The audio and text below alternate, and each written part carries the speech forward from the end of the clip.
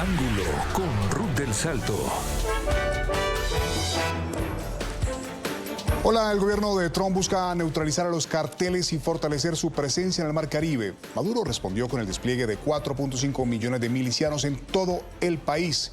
La Casa Blanca sostiene que se trata de un operativo contra el narcotráfico, pero hay quienes dicen que el trasfondo político es evidente. La presión sobre Maduro, acusado por el gobierno de Estados Unidos de liderar el llamado Cartel de los Soles y cuya captura ofrece ya una recompensa de hasta $50 millones.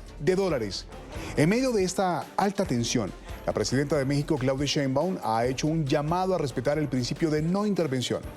En Ángulo, el debate. ¿Estamos frente a una estrategia legítima de combate al narcotráfico o a un movimiento con claras motivaciones geopolíticas? ¿Qué implicaciones tiene para América Latina y para la soberanía de los países de la región? Iniciamos Ángulo. Presionado por el cerco de Estados Unidos y tras conocer el despliegue de buques de guerra hacia el sur del Caribe, Nicolás Maduro pidió la activación de las milicias en todo el país, en toda Venezuela, y ordenó dar fusiles a obreros y campesinos para defender su revolución. Esta semana voy a activar un plan especial para garantizar la cobertura con más de 4.500.000 milicianos, Amelias, de todo el territorio nacional. Milicias preparadas, activadas y armadas. Fusiles y misiles para la fuerza campesina, para defender el territorio, la soberanía y la paz de Venezuela. 3 tareitas. Nicolás Maduro aseguró que la Armada venezolana está preparada para defender cielos y tierra frente a cualquier imperio. Añadió que por ahora no solicitará una unión militar con Colombia, ya que según dijo, las fuerzas venezolanas cuentan con la capacidad de repeler cualquier agresión. Nuestros mares, nuestros cielos y nuestras tierras las defendemos nosotros, las liberamos nosotros, las vigilamos y las patrullamos nosotros. Ningún imperio va a venir a tocar suelo sagrado de Venezuela, ni debería tocar suelo sagrado de Sudamérica. Ningún imperio del mundo, más nunca imperios con su planta insolente, tocando tierra sagrada de Bolívar. Ya es bastante humillación que haya bases militares estadounidenses en tierra colombiana. Bastante humillación a la tierra que Bolívar dio todo su sacrificio. Nicolás Maduro también admitió que dentro de su propio régimen existen divisiones y envió mensajes a supuestos cobardes en momentos en que Estados Unidos ha duplicado la recompensa por su cabeza. Pasó de 25 a $50 millones. En medio de la presión de Washington, señaló Maduro que algunos dirigentes estarían abandonando la llamada revolución en silencio y bajo chantajes. Hay gente que es débil. Yo lo califico así, me perdonan. Hay gente que es débil. Y ante una circunstancia, ahí mismo reacciona. Ay, qué chévere, qué manguangua, pues. Ah, porque es fácil. Es fácil atacar a Maduro y a la revolución. ¿Verdad? Es fácil. Ah, no, chévere. Ah, muy bien, chévere. Gracias. De antemano, gracias. Pero tu debilidad no será mi debilidad, porque yo no soy chantajeable. Yo lo que voy es para adelante. Y hay mucho cobarde escondido y disfrazado que no es capaz de decirme las cosas en la cara porque es un cobarde. Son unos cobardes. Pero el día de los cobardes no nací. Yo no nací el día de los cobardes. Y si hemos llegado hasta aquí, no ha sido por cobarde, por pusilánime, por tibio. No. Ha sido porque hemos sido consecuentes con el juramento sagrado que hicimos con el comandante Chávez. El líder del régimen venezolano reconoció en el mismo evento que no logra dormir, aunque aseguró que el imperialismo tampoco lo hace. En su discurso, Maduro arremetió contra varias ONG a las que acusó de recibir financiamiento extranjero para entregar recursos a lo que clasificó como falsos chavistas. Nosotros no dormimos, pero el imperialismo tampoco. Fíjense ustedes los últimos hallazgos de grupos infiltrados que tienen años simulando ser chavistas, que tienen años poniéndose la franela aquí con los ojos de Chávez, y empiezan a trabajar descontentos naturales. Ser humano tiene que estar a veces descontento por esto, por aquello. Se arropan con una ONG, como está demostrado, reciben miles de euros y dólares. La llegada de los buques de guerra frente a las costas de Venezuela tiene una fuerte capacidad defensiva submarina y aérea, así como la posibilidad también de atacar objetivos en tierra. Vamos a revisar en nuestras pantallas cuáles son estas poderosas embarcaciones que se han desplegado y el objetivo, pues, de combatir a los carteles del narcotráfico. Y arrancamos inicialmente con el USS Gravely. Este buque de guerra tiene una tripulación de 312 personas. Cuenta con lanzadores de misiles Tomahawk y antisubmarinos, y también cuenta con equipo de cañones y un sistema de defensa cercana PROPS. Esos misiles es un sistema que permite generar una alerta y facilita una reacción oportuna ante la detección de intrusiones. Este buque ha participado en operaciones en Oriente Medio y el Golfo de México. Vamos a revisar el siguiente buque de guerra, es el USS Jason Dunham. Tiene una tripulación para 329 personas, un poco mayor que el anterior. Cuenta con sistemas de lanzamiento vertical de misiles, cañones de 5 pulgadas, misiles ESSM. Tienen una velocidad supersónica esos misiles y están utilizados para proteger a los barcos de ataques de aviones y misiles.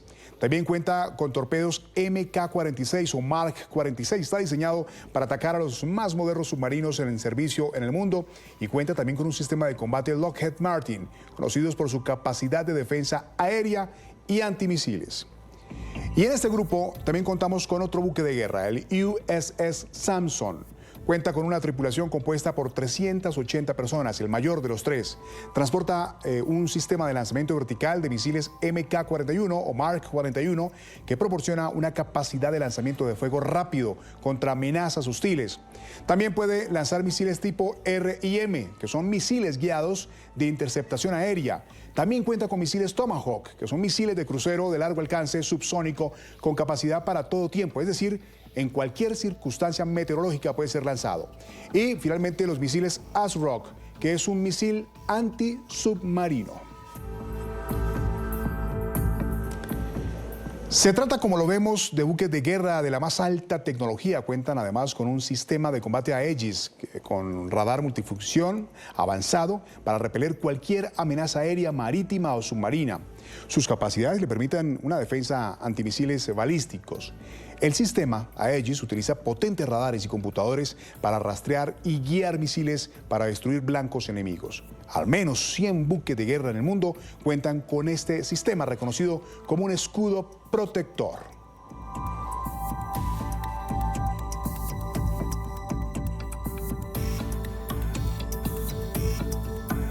Visto lo visto, y sí que tenemos bastante el día de hoy, pues tenemos a los protagonistas del debate que muestran sus lados en este ángulo. En México, le voy a dar la bienvenida a Karen Demerutis, es analista de seguridad internacional. Karen, bienvenida, es un inmenso placer contar con tu presencia el día de hoy. Muchas gracias por tenerme de vuelta. Buenos días. Gracias, buenos días. Y también saludamos en Estados Unidos a Manuel Superville, coronel jubilado del Ejército de los Estados Unidos, experto y consultor en Derecho Internacional Humanitario, Derechos Humanos y Seguridad Nacional y ex asesor del Comando Sur. Qué inmenso placer contar con usted. Bienvenido. Muchas gracias por la invitación. Bueno, ya lo vimos allí. Hicimos un análisis rápido de esas 3 buques de guerra que ya se desplazan, se presume que en las próximas horas, para mañana jueves, ya están allí instalados frente a las costas de Venezuela. Y aparte de estos 3 buques principales, pues está también la unidad rápida, que es el Iwo Jima, y también cuenta con la colaboración del USS San Antonio y el USS Fort Lauderdale.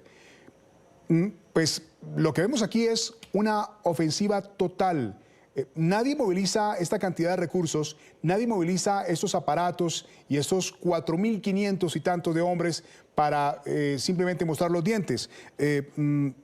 Por eso, Manuel, ¿cuál es su opinión frente a este desplazamiento, a este movimiento de tropas que ha generado gran expectativa en el continente?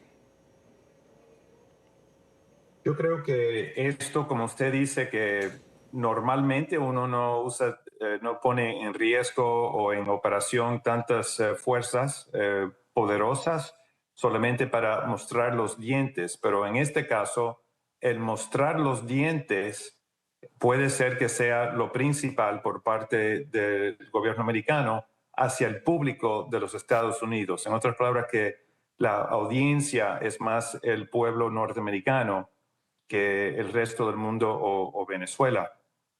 Quisiera agregar que estas operaciones ya llevan desde el año 2000 en términos de para tratar de frenar y las drogas que vienen de Sudamérica, de Centroamérica, de Venezuela, de Colombia, etc. Esto no es nada nuevo, ya son 25 años que llevamos en esto. Bueno, también aprovecho a esta hora para dar la bienvenida a Alejandro Corbacho, es analista internacional y director del Observatorio de Seguridad y Defensa de la UCEMA. Gracias, Alejandro, por estar con nosotros en esta jornada de hoy. Gracias por invitarme. Buenas tardes. Gracias, un inmenso placer contar con usted. Bueno, estamos hablando en este comienzo del programa sobre las implicaciones que tiene este movimiento de tropas, este movimiento de equipos allí frente a las costas de Venezuela. Karen, ¿qué opinión te merece este gran desplazamiento como lo estamos mencionando? Bueno, primero concuerdo completamente con lo que dice Manuel. Me parece que en efecto, o sea, sí siento que el despliegue es tal vez un poco más allá de mostrar los dientes, pero concuerdo también con la posición de que al final ahorita y para el gobierno de Trump particularmente, quien ha sido muy puntual, vaya, en las promesas de campaña que ha tenido y hasta el momento ha buscado cumplirlas casi que al pie de la letra. Sí me parece que de primera instancia manda un mensaje muy poderoso a la gente estadounidense, a la comunidad de allá, de que tienen el poder y tienen la capacidad de cumplir esa promesa, ¿no? La segunda, creo que al final, pues es tal vez entender como el entorno un poco más amplio. Las amenazas fueron en general hacia cárteles de droga, muchos de los cuales actualmente están considerados también organizaciones terroristas, entonces eso tiñe de complejidad un poco más la situación. Estos, digamos, los destructores que están desplegados y todo el, lo que ya mencionaste anteriormente que está desplegado como parte del ejército americano en el Caribe, si bien parecería que la atención se enfoca en Venezuela, yo me gustaría creer que el mensaje va para todos, ¿no? O sea, va para en general la región completa, porque México también viene de alguna manera en la narrativa. Ahora, si me lo permites, creo que pensar en una invasión a pie, vaya, tanto en México como en Venezuela, como en cualquier otro país de América Latina, me suena bastante difícil, al menos ahorita, ¿no? O sea, sí creo que es algo que no preveo, pero digamos que de eso a sí pensar en ciertos ataques muy específicos a ciertas instalaciones o para hacer como cierto... como enseñar como ciertos garras y dientes hasta cierto punto, eso sí lo veo un poquito más factible. Bueno, también ya lo habíamos mencionado la noche anterior en la que la secretaria de prensa Karoline Leavitt había mencionado fuertemente la decisión que tienen los Estados Unidos de cumplir con esta misión. Voy a pedirle el favor a mi producción que vamos a revisar ese full de Karoline Leavitt, la secretaria de prensa, en la que menciona cómo tiene la claridad el gobierno estadounidense de manejar esta acción. Mientras tenemos listo este full, vamos a verlo, producción, vamos a verlo. Este es el full del que hablo de Karoline Leavitt. Respecto a Venezuela, el presidente Trump ha sido claro y consistente en que está preparado para usar todos los elementos del poder estadounidense para detener la inundación de drogas en nuestro país. Maduro no es un presidente legítimo, es el líder de un cartel narcoterrorista y tenemos que traer a los responsables a la justicia. Alejandro Corbacho, esto no es un juego. Estamos hablando de una situación muy seria y muy puntual. ¿Qué opinión te merece? Bueno, lo que estamos viendo es un ejemplo de diplomacia coercitiva. O sea, lo que está haciendo Estados Unidos, está desplegando un recurso que es el poder militar ejercido directamente sobre Venezuela, sobre un estado que se llama Venezuela en el Caribe, en una zona de interés de los Estados Unidos, frente a un problema que, como recién mencionaba uno de los miembros del panel, que tiene larga data, pero que, bueno, este es un nuevo modelo, ¿no? Un nuevo método de utilizar estos buques. Yo creo que estos buques están más para no solo la demostración en la zona, sino con su capacidad electrónica y su capacidad de vigilancia. Pueden procesar información, rastrear cualquier cosa que esté navegando en el Caribe, en el Mar Caribe, hacia las costas de los Estados Unidos. Recuerde que los grupos narcotraficantes estaban usando hasta submarinos, ¿no? O sea, esos recursos aéreos, o sea, tienen esa capacidad, eso seguro. Por otro lado, no es un juego, es en serio, porque es un tema serio, porque el gobierno de Venezuela está declarado, digamos, mismo al presidente, como líder de un grupo, de un cartel de narcotráfico, y el crimen organizado y el crimen internacional hoy está siendo declarado en muchos países como una amenaza a la seguridad seria, existencial, entonces, o terrorismo. Mismo en nuestro país, también en la Argentina, se ha declarado lo mismo, o sea, los grupos narcotraficantes también se los considera una amenaza de alto nivel, con lo cual esto justificaría este tipo de medidas. Sí, Manuel, teniendo en cuenta su experiencia militar, este tipo de operaciones, ¿cuánto tiempo pueden llevar? Porque una cosa es posicionar los buques frente a las costas y otra es el momento en que se determina la acción. Pero estamos hablando de cuánto tiempo para que pase algo, si va a pasar algo. Otra vez, yo creo que, como dije, esto comenzó ya en el 2000 y desde entonces no eran tanto los buques de la Fuerza Naval, pero eran de la Guardia Costa de Estados Unidos que estaban involucrados. Específicamente lo que le llaman el Joint Interagency Task Force, que es la fuerza conjunta de tarea que está en Cayo Hueso, la Florida, liderada por el Coast Guard, por la Guardia Costa, que tiene elementos no solamente de las Fuerzas Armadas, pero que también de la CIA, la DEA, National Security Agency. En otras palabras, todo de las agencias sigue operando, esa sigue ahí y son los que van a estar encargados de esta misión. El tiempo que sea necesario, eso no se sabe, eso es decisión, en mi opinión, más política que operacional. Pero claro, mientras que ellos estén ahí, va a costar bastante dinero para las Fuerzas Armadas de Estados Unidos.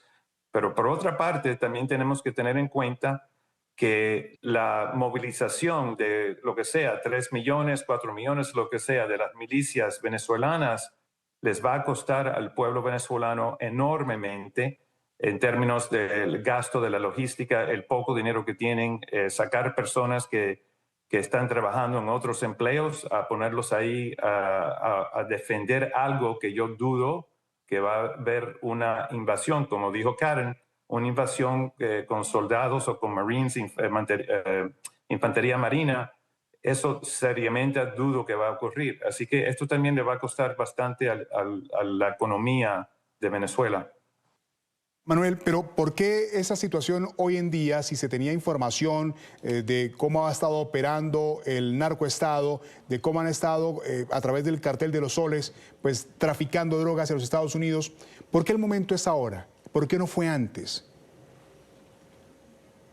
Porque es, como dijo Karen, tenemos aquí al presidente Trump que hizo ciertas promesas y habla de que vamos a tener que detener totalmente el fluido de drogas ilegales de otros países hacia los Estados Unidos. Eso es la motivación principal para cumplir con esa promesa que él hizo. Ahora, lo que eso no habla y no toma en cuenta es de que nadie aquí en Estados Unidos, o no hay nadie que le está poniendo una pistola a la cabeza de un americano para que consume esas drogas. En otras palabras, que esto ignora y no toma en cuenta cómo reducir la demanda, porque en la historia humana, desde siempre, si hay una demanda por algún tipo de producto, alguien lo va a ofrecer.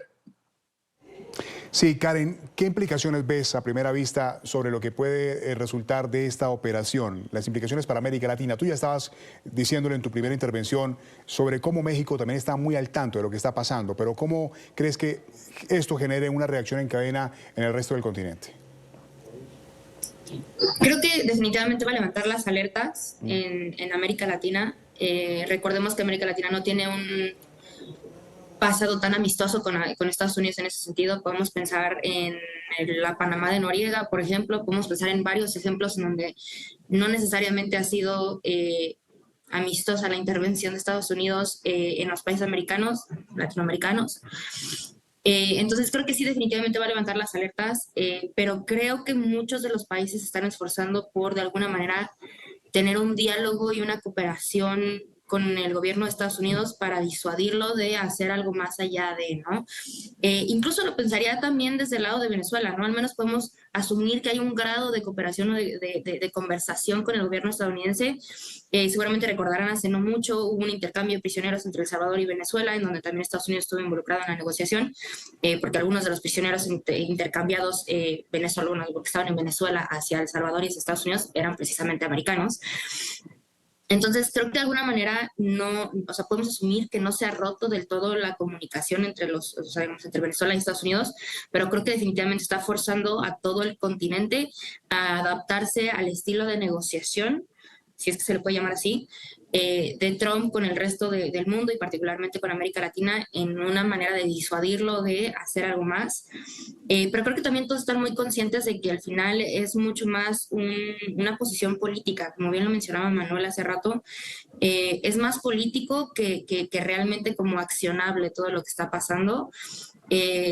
Sin duda yo creo que la respuesta de Venezuela de mandar al ejército, digamos, activar a 4.5 millones de personal del ejército, me parece una medida, no sé si decirlo correcta, pero creo que es como al final parte de lo que tiene que pasar como para demostrar que alguien puede ponerle un freno a Estados Unidos, ¿no? Definitivamente, si hubiera una invasión, 4.5 millones no serían suficientes, pero también hay que recordar que 4.500 desplegados en el Mar Caribe tampoco son suficientes para una invasión a Venezuela, ¿no? Entonces, vaya, creo que es eso, ¿no? O sea, como que toda América Latina se va a revirar a ajustarse al discurso trumpista y a renegociar con Trump para evitar escalaciones en ese sentido. Vamos a hablar de esos 4.5 millones de milicianos de los que habla Maduro en nuestro próximo bloque, y también vamos a hablar sobre esas otras intervenciones militares de Estados Unidos en el continente hace varios años. Hablamos de eso, pero será en tan solo unos minutos cuando regresemos de esta pausa comercial. Ya volvemos. Ya regresamos con Ángulo por NTN 24, el canal de las Américas.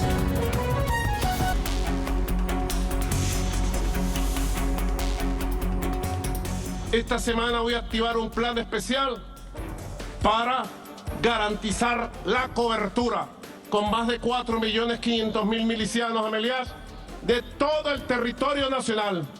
Milicias preparadas, activadas y armadas.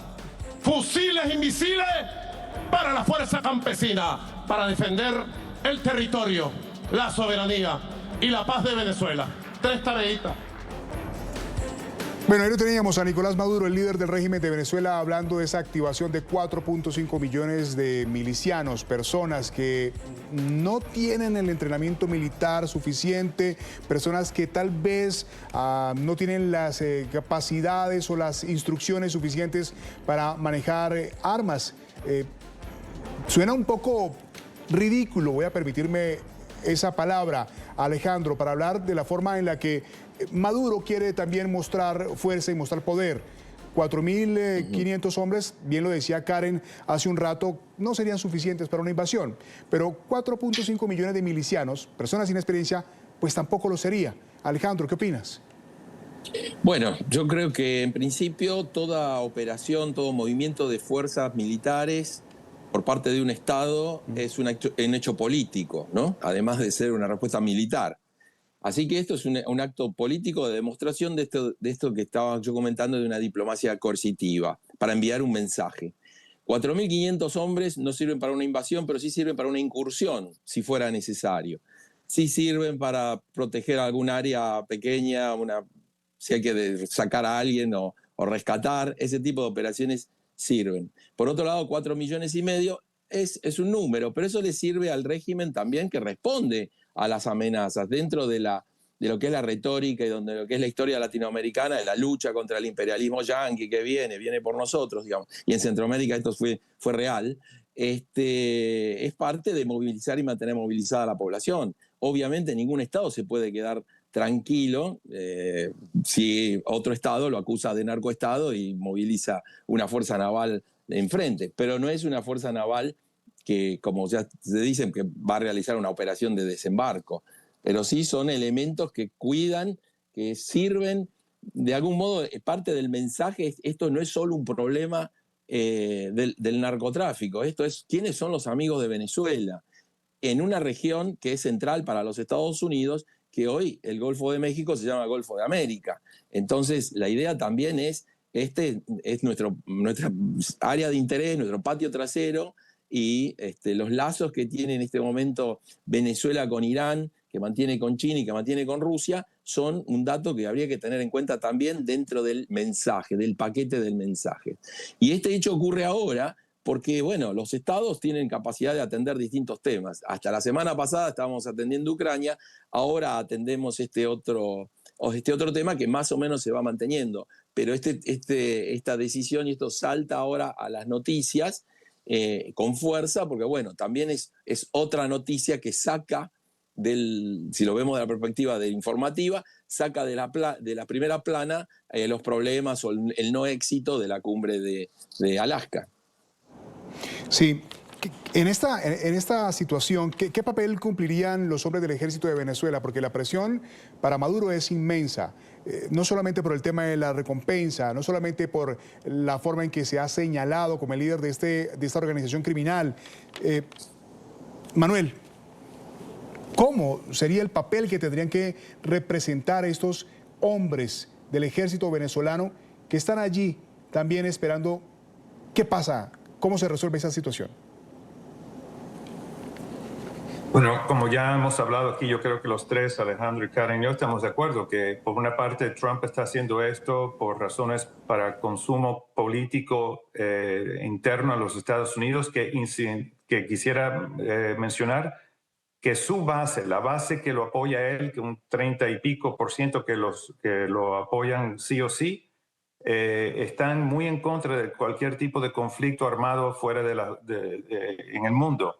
Así que algún tipo para mantener esta operación positiva en frente de ese grupo de él, no va a ser ningún tipo de invasión. Y por otra parte, Maduro está haciendo lo mismo, hablando de que misiles y rifles para los 4 millones y pico, pero tampoco, no, en realidad, como dije, eso le va a costar mucho al gobierno. Lo que a mí me preocupa mucho en todo esto, como algo serio, aparte de la política y drama y el reality TV y todo eso, es lo que mencionó Alejandro, de que las relaciones de Venezuela con Rusia, con China, con Irán, yo recuerdo hace unos meses atrás hubo una operación de entrenamiento entre buques de guerra de esos países con los de Venezuela. Y si Maduro, en vez de movilizar 4 millones de milicia, fuera a invitar a buques de guerra de esos países a Venezuela, entonces ahí la preocupación es que no vengan con la intención de crear una guerra, pero que cuando uno está en ese tipo de operaciones de vigilancia, etcétera, siempre puede haber un accidente, siempre puede haber algo que alguien hace un cálculo equivocado, que entonces llega a haber un enfrentamiento militar entre las fuerzas potencialmente de Estados Unidos contra las rusas o contra las iraní o los chinos. Así que eso es donde hay un peligro de que algo se fuera a pasar de las manos de los que están ahí operando. Sí, esa era precisamente mi siguiente pregunta, Karen, y quería hacértela a ti porque ¿qué posibilidades ves o cómo analizas la posibilidad de que tropas de otros países vengan en defensa de Maduro o aparezcan allí también como a cubrir a Venezuela? Creo que tendría que ser bastante inminente la incursión o la supuesta invasión o digamos como el impacto directo de las tropas americanas en Venezuela, como para poder lograr el despliegue de otras tropas. Hay que recordar que Rusia tiene su propio frente en Ucrania y que no puede desviar recursos de un frente que pues lleva ya bastantes años intentando ganar y no ha logrado ganar necesariamente territorio en ese sentido. Sí y no, podemos discutirlo después. China siempre se ha mantenido al margen y ha sido bastante sensata en cuanto a cómo maneja su política militar. Recordemos que si bien China se ha manejado muy bien en términos económicos, apoyando, por ejemplo, a Rusia en términos de la guerra que tiene Rusia actualmente con Ucrania, y ha también mandado de repente cierta ayuda a Medio Oriente en términos del conflicto por allá, nunca ha buscado intervenir militarmente. Entonces siento que tendría que ser algo muy grave como para poder también movilizar a China, y sí dudaría mucho de que China fuera potencialmente movilizar en ese sentido, porque, insisto, han sido bastante sensatos y cautos en ese sentido de cómo hacer su política militar. E Irán, pues hay que recordar que Irán tiene su propia crisis, que los recientes ataques de Estados Unidos en territorio iraní no los dejaron completamente destruidos, pero sí disminuyeron considerablemente su capacidad militar. Entonces también siento que ellos tienen, o los recursos que tienen los van a pensar reinvertir dentro de su mismo territorio y dentro de su mismo ejército para refortalecer, particularmente todo, digamos, la infraestructura nuclear que se destruyó, antes que ir a defender un país en América Latina. Insisto, tendría que ser algo muy grave, o tendría, por ejemplo, que ponerse en entredicho cadenas logísticas de petróleo, por ejemplo, algo que sí pudiera como llamar la atención al resto del mundo, para que entonces pudiéramos pensar en una suerte de ayuda militar de estos países hacia Venezuela. Pero yo particularmente lo veo muy difícil. Bueno, muy bien, como les había dicho ustedes al comienzo de este bloque, pues hablar un poco de lo que han sido las otras incursiones o hechos militares de Estados Unidos en América.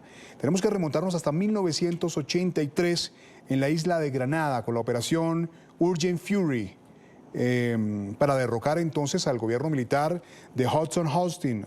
7.600 hombres se utilizaron para esta incursión. Sí, tuvo además el apoyo de los ejércitos de Barbados y Jamaica, y en tan solo 8 días se cumplió la operación. Y la otra gran operación que nos viene a la memoria histórica es la de 1989. En esa ocasión, en Panamá, la operación se llamó Causa Justa y tardó 42 días en desarrollarse. Noriega, recordemos, en ese momento era buscado por crimen organizado y tráfico de drogas. Y se habla de entre 23.000 y 26.000 hombres habrían hecho parte de esa operación, la Causa Justa, para sacar del poder a Manuel Antonio Noriega. Dos hechos históricos que remitimos en 1983 y en 1989 como los últimos hechos militares de Estados Unidos en América. Con esta información hacemos una nueva pausa para nuestros anunciantes y regresamos en unos minutos para seguir analizando esta situación. Volvemos.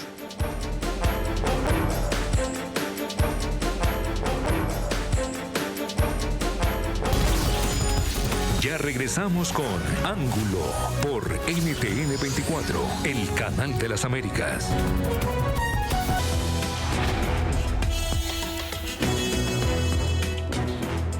El presidente colombiano Gustavo Petro volvió a cuestionar el despliegue del gobierno estadounidense contra los carteles narcoterroristas vinculados con la dictadura de Nicolás Maduro. Petro, sin embargo, contradijo al número 2 del régimen, Diosdado Cabello, quien ha negado la existencia de guerrillas colombianas y negocios de narcotráfico en Venezuela. Y ahora encontramos que los que se decían contrarios a los paracos hacen lo mismo, porque se volvieron también traquetos.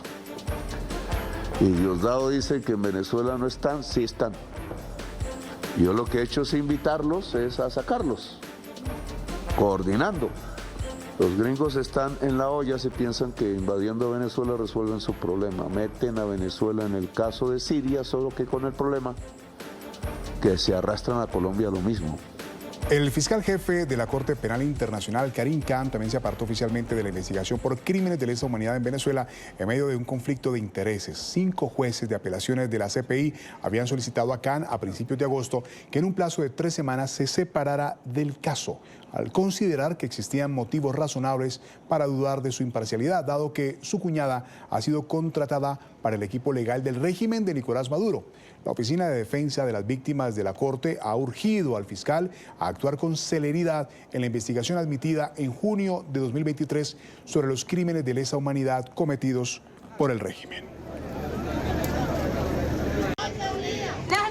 Bueno, también en las últimas horas, Paraguay ha declarado al cartel de los soles de Nicolás Maduro como grupo terrorista, siguiendo el paso que también tenía o que ya había hecho Ecuador anteriormente. En este bloque quisiera preguntarte, Karen, sobre Maduro y sus funcionarios, bajo esta asfixia que tienen en este momento, bajo esta enorme presión que tienen en este momento, ¿podrían entrar en un proceso de diálogo o negociación con los Estados Unidos? ¿Eso sería posible? Yo creo que sí, pero les va a salir muy caro. Creo que a Trump le gusta mucho que... o sea, sentir que tiene, no sé si vaya a aplicar para todo el mundo esta frase que voy a decir, pero el sartén por el mango, ¿no? O sea, que tiene el control sobre las cosas. Y creo que si al final Maduro entra en una negociación con Donald Trump para frenar algo, Donald Trump lo tomaría como la mejor, o sea, el mejor win, el mejor gane que pudo haber tenido sin siquiera haber intervenido con un solo misil, como que con eso logró doblegar al régimen de Maduro. Y le va a salir muy caro porque seguramente las peticiones que van a venir desde el gobierno de Trump van a incluir, entre otras cosas, su dimisión como presidente o como líder de la nación venezolana, ¿no? Entonces, en teoría sí se puede. Yo creo que Maduro, más bien yo creo que Maduro es el que no está considerando la opción de negociar, porque ha sido el que ha tenido una postura mucho más tajante en esto, ¿no? Porque aparte seguramente dentro de las negociaciones implicaría, si es que siguen habiendo cargos en su contra, pues de terrorismo y de narcotráfico, pues algún tiempo en la cárcel, ¿no? O por lo menos algún trato ahí que lo meta incluso pensando en otros casos como testigo protegido a cambio de mucha información, ¿no? Entonces, yo más bien ahí creería que en teoría sí, pero más bien Maduro es el que no creo que lo esté considerando. Alejandro, ¿cuál es tu opinión sobre esto? ¿Podría Maduro y sus funcionarios secuaces hacer algún tipo de diálogo, de conversación con Estados Unidos para bajar la tensión, tal vez entregarse a la justicia? ¿Qué podría pasar allí con ellos? ¿Habría margen para eso? A mí me parece que no, que el gobierno de Maduro y su gente no va a abandonar el gobierno porque están perdidos, digamos, están muy débiles si salen, digamos, a menos que, como decía recién Karen, que haya una oferta de información que sea muy importante. Pero el problema es que ya el caso del gobierno de Maduro ya es un símbolo, digamos, es el objeto a cambiar y a eliminar, ¿no? Digo, eliminar en el sentido de sacar del juego. Por lo tanto, no tuvo una oportunidad dorada que era cuando fueron las últimas elecciones, podrían haber hecho algo así, un acuerdo de algún lugar que los recibiera, que fueran protegidos y quedaran allí, con un exilio protegido. Hoy me parece que esto ya se ha diluido fuertemente, excepto los países estos amigos que todavía que lo sostienen. Pero eso implicaría abandonar, digamos, con estampida la famosa revolución que la vienen sosteniendo, ayudados por, que el principal aporte es Cuba, ¿no? Que es acá el motor de todo este periodo y de toda esta época. Manuel, también por supuesto te traslado a ti la misma inquietud. ¿Podría Maduro realizar algún tipo de negociación? Y además, se le está acabando el tiempo, se le está acabando el oxígeno a Maduro, porque esa situación va a determinar que ni siquiera vaya a poder salir de territorio venezolano si intentara una huida. Sí, a él, a nivel personal, está bastante difícil la situación y por eso es que, es que personas como Maduro, personas como el presidente Trump, siempre pueden encontrar una manera de hacerle, como dicen en inglés, el spin a cualquier tipo de acuerdo que llegue, que cada uno puede aparecer a su base política como que ganó, como que sacó algo de la otra parte. Y ahí es la imaginación. Así que no lo descarto como una posibilidad. Estoy de acuerdo con Alejandro que sería difícil, pero siempre hay esa posibilidad de que puedan llegar a algún tipo de acuerdo que haga lucir a Trump como que, por ejemplo, que Maduro diga, bueno, de los 2.200 generales que tengo, que muchos están involucrados en esto, ya los voy a poner en la cárcel y usted, Trump, entonces me va a ayudar con el tema de las negociaciones sobre Citgo, que ustedes saben que está todavía produciendo petróleo y que está ahora en venta las acciones que tiene PDVSA. Así que hay muchos factores aquí que se pueden negociar, mientras que cada lado, mientras que Maduro a nivel personal y Trump a nivel personal pueden aparecer al público como que ganaron la discusión, el debate. Sí, hay otros gobiernos autoritarios en el continente, en América Latina y el Caribe también, que tienen situaciones similares, pero que por ahora están muy calladitos. Hablo del caso de Cuba, del caso de Nicaragua, que no han metido mucho la nariz en este asunto y que mantienen un bajo perfil. Karen, ¿mejor callar para ellos? ¿Mejor quedarse calladitos? Sí, creo que ahorita les conviene mucho que todo el enfoque mediático se esté yendo contra Venezuela y como lo mencionaba antes, por la tangente también de repente se menciona México porque ha sido también un país que ha salido mucho en los statements de Donald Trump. Son países que si bien por ahí los he visto mencionados en uno que otro medio de información, en realidad 100% les conviene que no se les mencione, que no se les recuerde. Ambos países, particularmente Nicaragua, ha tenido bastantes, ¿cómo decirlo? Pues escándalos en materia de derechos humanos y vaya, la política que se lleva a cabo en el país. Pero creo que lo que hace falta aquí, la piedra angular, es todo lo que está orillando o lo que está orientando la política militar de Trump ahorita, que es el tema de las organizaciones criminales y de las organizaciones declaradas como terroristas. Tren de Aragua, Cártel de los Soles, que operan en Venezuela, están declaradas como organizaciones terroristas. Del lado mexicano tenemos Cártel de Sinaloa, Cártel Jalisco Nueva Generación. Es algo que ni Cuba ni Nicaragua tienen, ¿no? Al menos no explícitamente al momento. Entonces, sí, creo que les conviene 100% mantenerse callados. Ahí tenemos a Karen de Berrutis, también tenemos a Manuel Superville y Alejandro Corbacho, nuestros invitados especiales en este ángulo, repasando esta noticia que tanto impacto y tanta expectativa está generando en América Latina. Hacemos un nuevo paso a los anunciantes y ya regresamos. Ya regresamos con Ángulo por NTN 24, el canal de las Américas.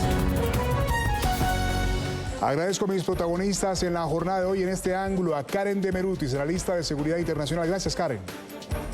Gracias a ti. También a Manuel Superville, coronel jubilado del Ejército de los Estados Unidos, experto y consultor en Derecho Internacional Humanitario, Derechos Humanos y Seguridad Nacional, además ex asesor del Comando Sur. Gracias. Gracias a ustedes. Por supuesto, Alejandro Corbacho, analista internacional y director del Observatorio de Seguridad y Defensa de la UCEMA. Gracias por estar con nosotros. Gracias por la invitación. Un gusto. Inmenso placer haber contado con cada uno de ustedes y su análisis. Yo soy Hugo Vecino. Los espero en otra emisión de Ángulo porque somos el vértice de los lados que genera la noticia. Buena jornada a todos.